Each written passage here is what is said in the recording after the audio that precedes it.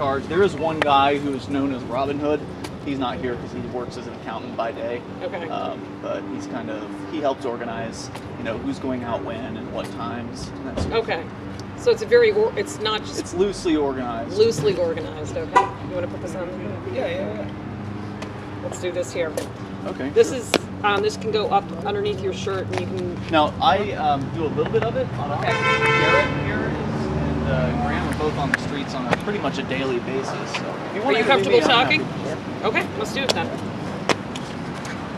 I'm happy to answer questions too, but they named me in the lawsuit and I'm hardly ever on the streets. Okay. And if we can just put that someplace like an... Okay, and your name again? My name is Garrett Ian, G-A-R-R-E-T, last name E-A-N. Okay, I'm going to have you read that just on me. If you need me back, call me over. Okay. See the easy guys real quick. I spelled my name wrong in the lawsuit as well. What did they? Yeah, 2 T's. It's a common mistake. Hang on. It's going to take a while.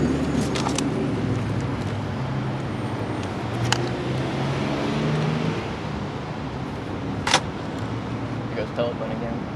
What's that? Tim Eloquent just drove by. Oh yeah, I talked to him a second ago. I was like, "How you been?" And I said that y'all were coming to town, and I was like, I talked about the injunction. I was like, it's ridiculous, and he talked about Rich Paul's sentencing. I said, yeah, that's ridiculous too.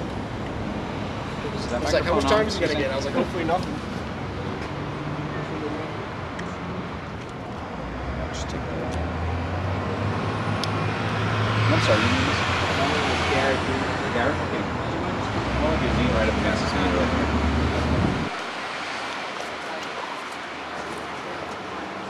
And then you can just talk right to me. Yeah, right. Talk right. I just want to see the meter. And Yeah, so... Just put your arm up on it or something. I just want to show everybody knows what this is about. Yeah. There we go. All right. Okay. So Garrett, if you could just tell me your name, spell it for me. My name is Garrett Ian, G-A-R-R-E-T, last name E-A-N. Okay.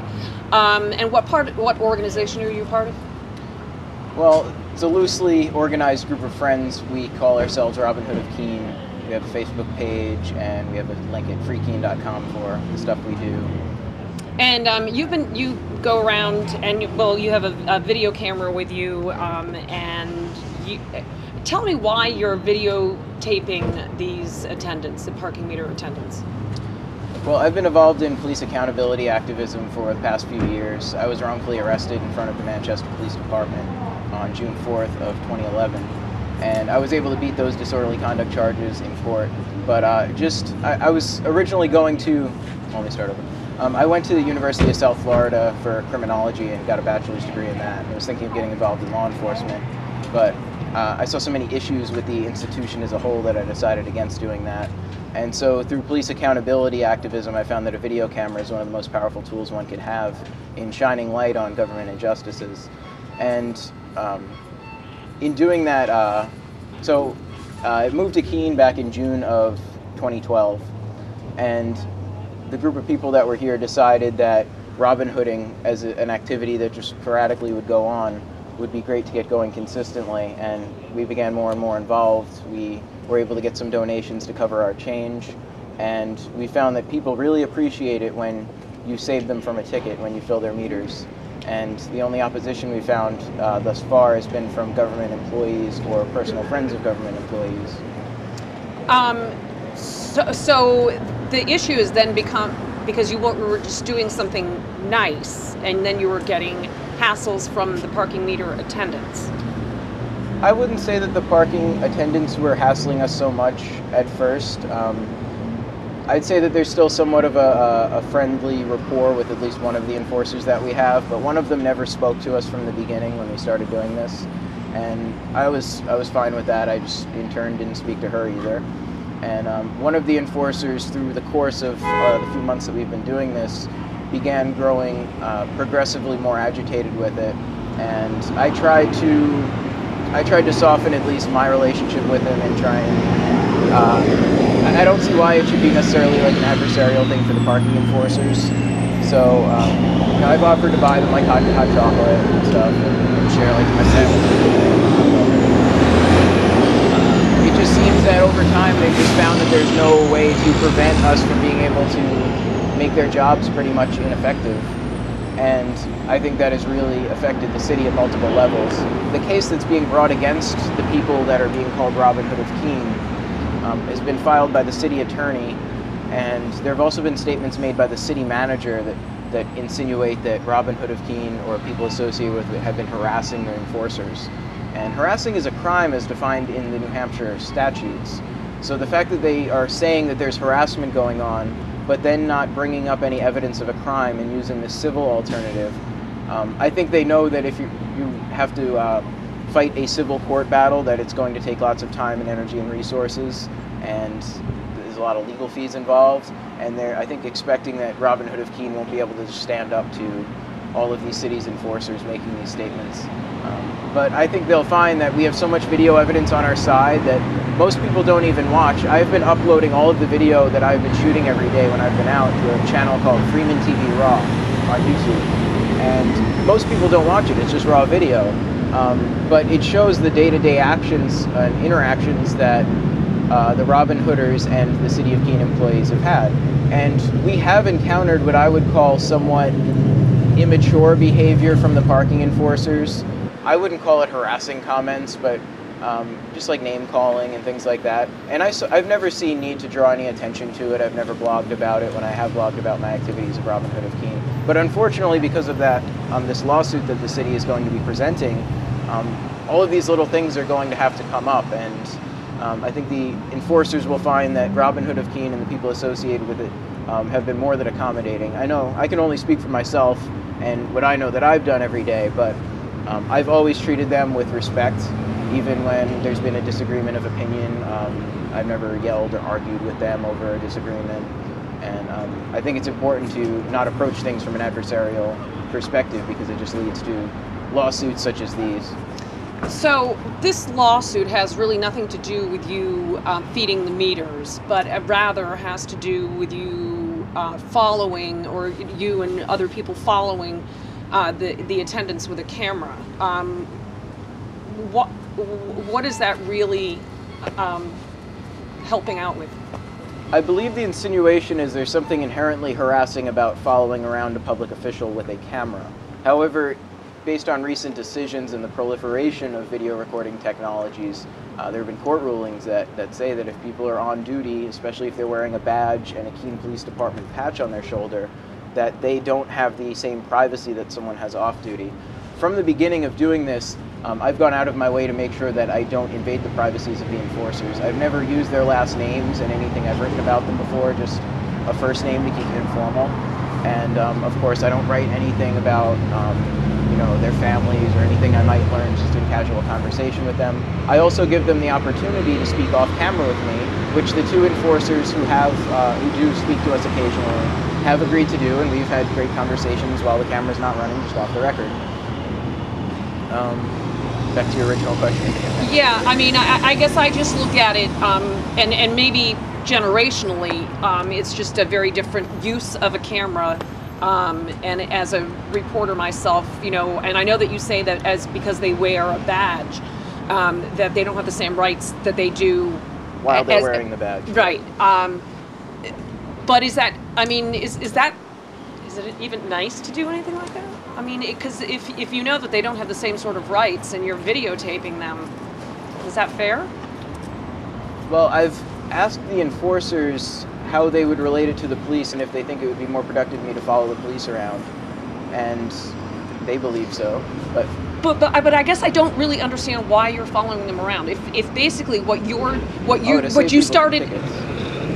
But does it save people tickets by following them around? Yes. If you are not at least ahead of the enforcer to fill the meters, then they could be writing tickets somewhere where you're filling meters and you're just effectively giving the city money. Where if you're in front of the enforcers, you're able to make it so that they can't write any tickets that day, that nobody's getting any tickets. So that's what's important about being within the proximity of the enforcers. Okay. And maybe it's partially, and I'm trying to really be open-minded about this, because obviously somewhere along the line I do have an opinion on it, but it just doesn't seem right to me that if you're being a Robin Hood and you're trying to help other people, you're now, like,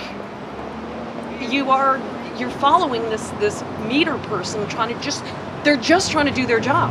And they can still try to do it, but they just probably won't be able to do the enforcement mechanism of it. They can still patrol the streets and look for infractions.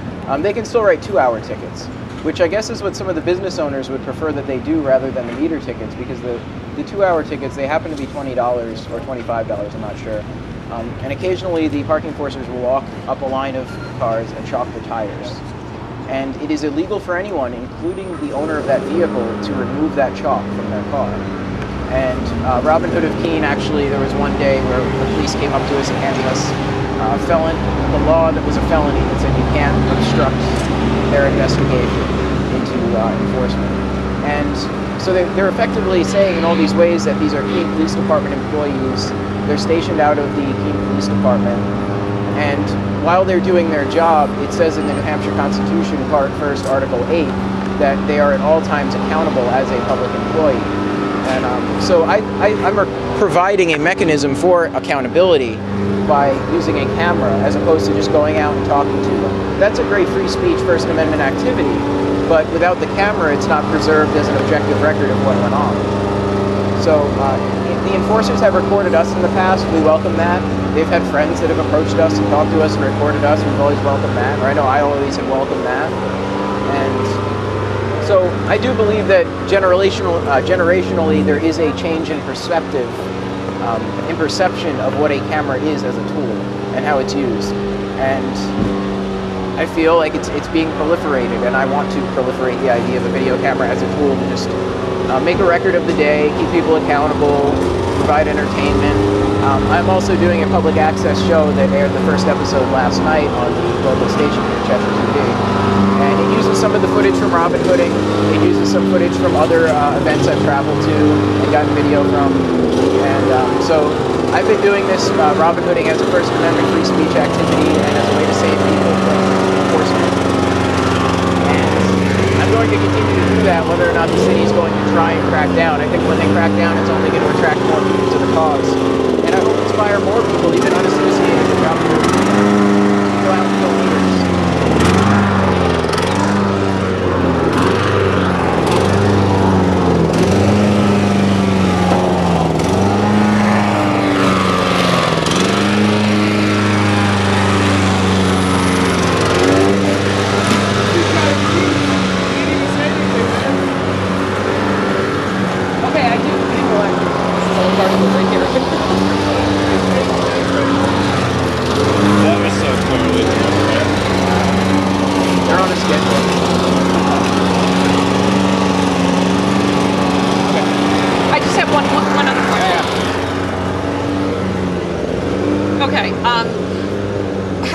As a person, as a human being, how does it make you feel that some of your actions and what you're doing has led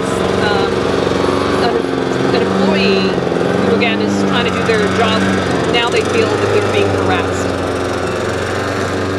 When the word harassment first started getting used, I considered it, and I still do, their own hyperbole, because if they tried to describe our actions, nothing about them was inherently harassing. I've never tried to block their path or obstruct them from moving.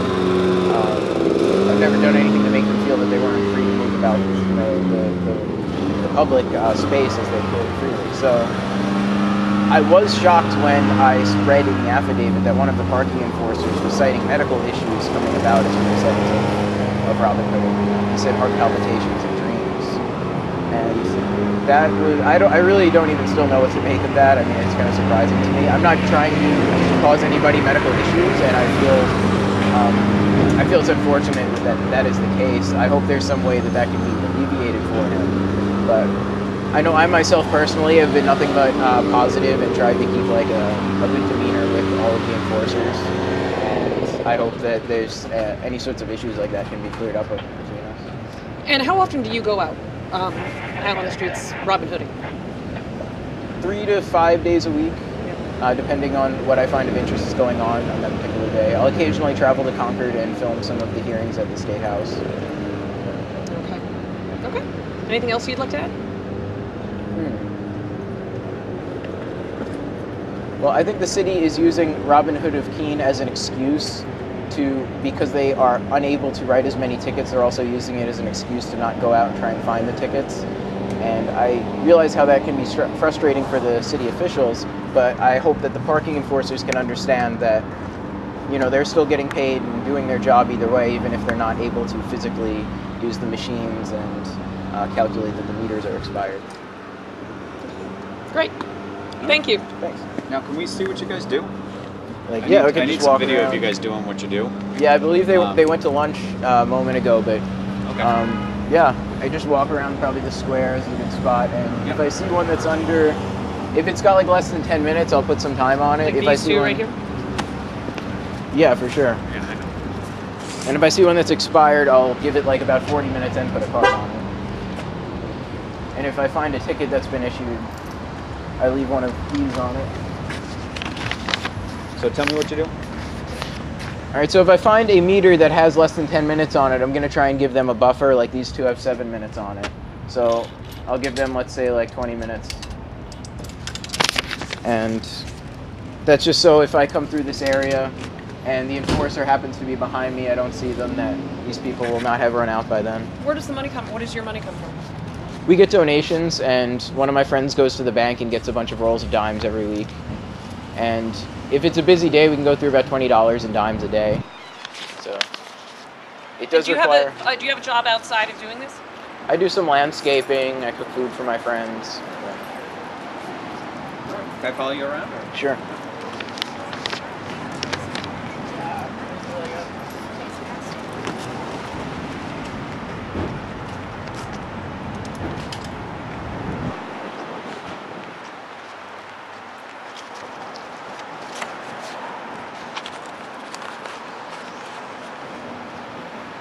This one's expired, but it has a government plate.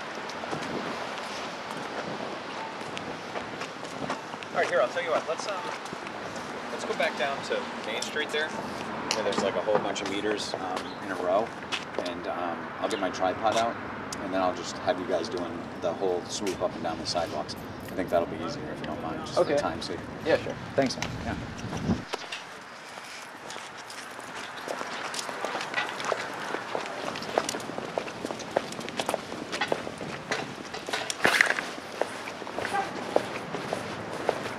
So it looks like Fox News is interested. Oh, wow.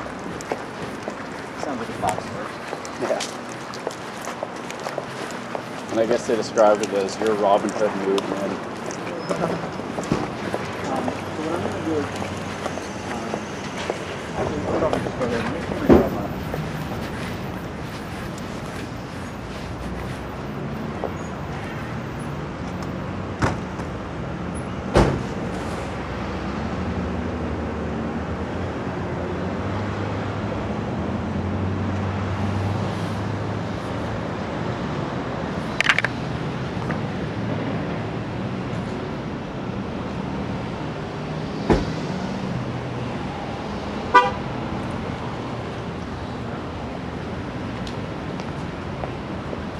The guys who own the lawn like that. Wasn't even like excuse. Yeah, he just went across the street, got on his cell phone. Oh my god. Yeah, I saw him over there. So this is almost like a whole, get yourself a whole like, family.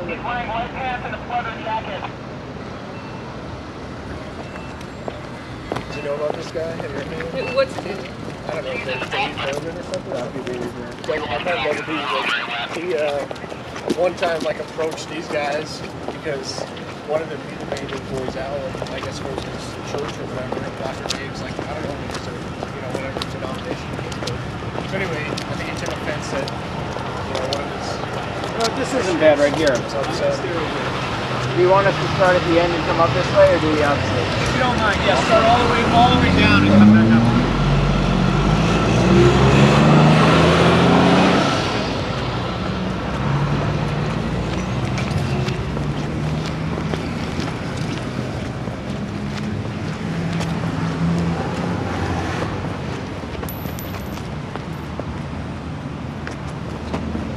Cool.